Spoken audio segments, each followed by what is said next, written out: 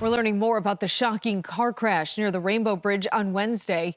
Officials say Kurt and Monica Villani both died after their car appeared to go airborne over a median and into the border checkpoint. News 4's Tara Lynch has more about the victims and where the investigation stands tonight. The Rainbow Bridge is back open in Niagara Falls just days after a fiery crash here. We're learning more about the victims and the legacy they leave behind. We're also hearing from investigators about the car that was involved and what led up to that crash. It's one thing to piece together a scene when you have an intact vehicle and, you can go from there. But obviously that's not what we have in this situation. That's the major obstacle right now. Kurt and Monica Villani were identified as the victims in the tragic Rainbow Bridge crash on Wednesday. Both were 53 years old, and the couple lived on Grand Island. Officials say they were traveling from the Seneca Niagara Casino in a 2022 Bentley Flying Spur when the car drove up a median, went airborne, and crashed into a border checkpoint booth. The Niagara Falls Police Crash Management Unit is handling the investigation. They're sifting through all the data right now.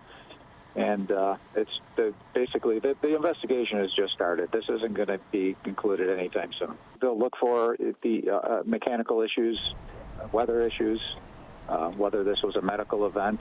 On Friday, investigators and the Niagara Falls Fire Department were trying to recover the car's black box, which will play a key role in the investigation. Well, we're going to be looking at every speed, mechanical issues, whatever that black box, whatever information we can get from it. Police are also looking into a Bentley recall that affected the accelerator in Australia. Bentley USA tells News 4 that the recall only impacted right-hand drive cars, which are not sold in the U.S. Surveillance video also played a critical role, helping investigators rule out a terrorist attack and identify that the car stopped at the Seneca Niagara Casino for a few minutes before the crash. First of all, it allowed us to pinpoint where the vehicle originated from and the route it took. Subsequently, allowed us to, identify the type of vehicle, and from there we identified who it was that was possibly in the vehicle.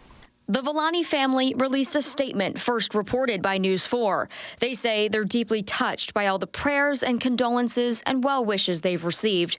The Villanis are known as small business partners across Western New York, owning Guy's Lumber and several Ace Hardware locations. They're a local family-owned business. So when you're local, you have that local touch. They're being affected by this in a big way. And it doesn't help anybody, especially the family, when all these rumors or whatever are being posted. And while the bridge is back open and things are back to normal at the border crossing, Niagara Falls police say this investigation will go on for some time. For now, reporting at the Rainbow Bridge, Tara Lynch, News 4.